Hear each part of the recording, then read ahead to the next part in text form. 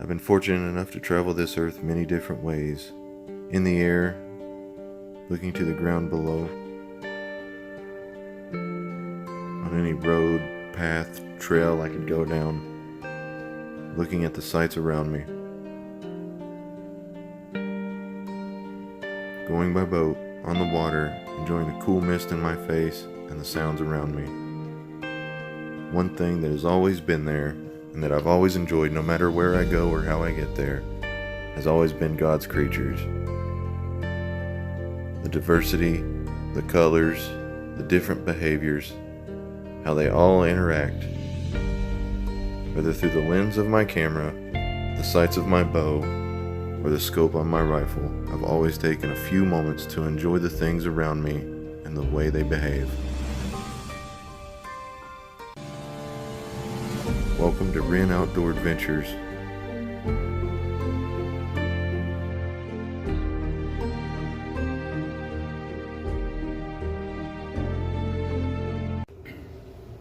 What's up, YouTube? It's Ren Outdoor Adventures. Told you I'd be after the first of the year before I had any more videos. No hunting videos, obviously. Trapping, probably not going to see very many of those. I will have cameras up, so I will have that footage. That's pretty cool. The boys and I love doing that. So,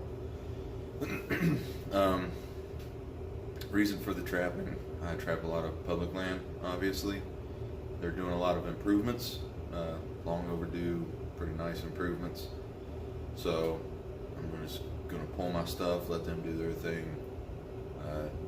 It's only going to increase the number of animals anyway, so it pays off in the long run. Fur prices took a crap anyway, so I might do a little. If I do, I'll try to catch the videos and put them up for you all, but I'm not going to focus on that a whole lot. I've got plenty of other hobbies, as you can see behind me. So, it's been a while since I've done anything on my lathe. So you're not going to see start to finish on this one. I didn't want to embarrass myself in case I messed up. It takes a minute to get back into the swing of things, getting the hip movement and rolling the tools and everything else, but didn't do too bad. My buddy John at Gunner's Frameworks, check them out, Etsy and Facebook. He does a lot of really awesome stuff. Really talented dude. But I'm the one that even got him turning on a lathe, and I haven't turned in 6 months, probably, maybe even longer than that. Been doing a little bit of everything else, so I thought I'd jump back on it. Don't want him to show me up. Anyway, let me show you what I'm doing here. You're gonna have to forgive the lighting situation for right now. It is 9 o'clock at night, a little after. So I don't know how much more work I'm going to be able to do tonight. Excuse me, I've got a cough. So, as you can see here, hopefully, is I have a piece of, this is actually olive wood.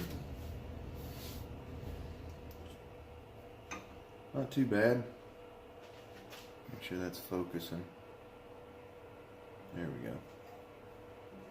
You got a nice little sheen going right here. Had some lights burn out in the garage too, so I'm kind of having to jimmy stuff up. So, got it attached to the faceplate. You know what, let me just take this off. It'll be easier.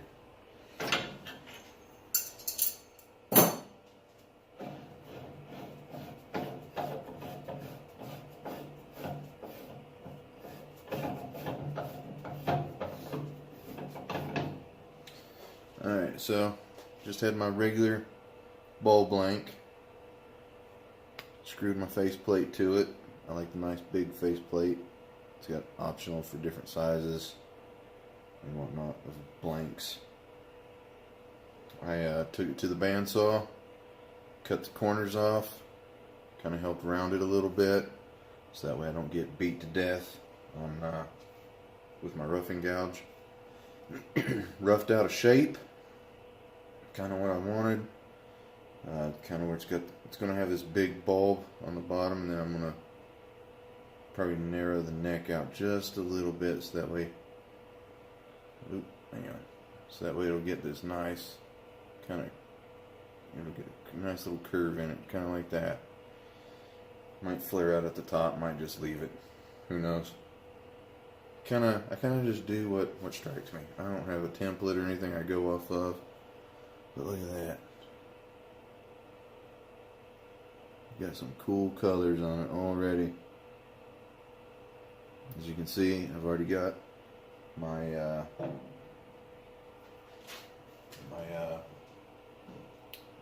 mortise. There we go. Mortise cut from my Nova chuck. That'll just fit in there, just like that. I cut them a little big. I also I don't know if that's going to show up or not, but I'll try. Give the old college try. So, yeah, I don't know. Anyway, inside this lip, so here's where the lip sets. I recessed it in just a little bit with my skew chisel. And then, yeah, you can see it better on this one. So it'll fit this. Just a little angle, just to help give it a little bite, give it a little grip. That'll just fit on straight like that.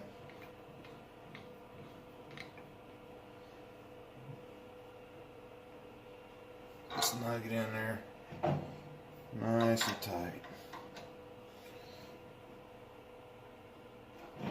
There we go. You do not want this coming off. Then all I will do, go ahead.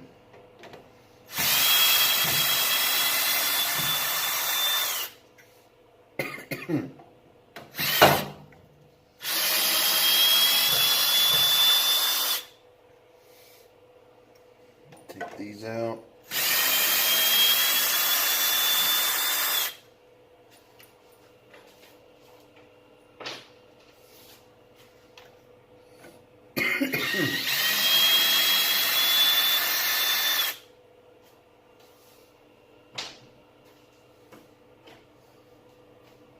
Voila. Alright. Just like so. Got that. I'm holding it from what will be the bottom of the bowl. And then this part, first what I'll do is I'll smooth this all out. I'll probably use my skew chisel for that. I like my skew.